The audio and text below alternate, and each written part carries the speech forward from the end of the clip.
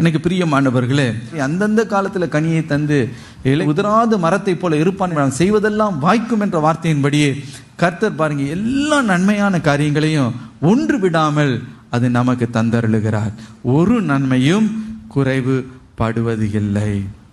குறை இல்லை என்பதற்கும் ஒரு நன்மையும் குறைவுபடாமல் இருப்பதற்கும் என்ன வித்தியாசம்? இந்த ரெண்டு காரியத்திற்கும் என்ன பெரிய வித்தியாசம் நீங்க பார்க்கும் பொழுது, எனக்கு பிரியமானவர்களே, எல்லா தேவையான அவசியமான தேவைகளையும் கர்த்தர் பூர்த்தி செய்கிறார். ஆனா ஒரு நன்மையும் குறைவுபடாதுன்னு சொல்லும் பொழுது அது ஒரு மேலான ஒரு ஆசீர்வாதம்.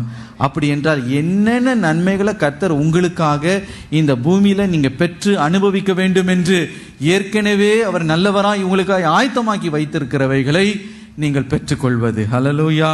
ஒரு நன்மையும் குறைவு பட போவதே இல்லை. ஹல்லேலூயா.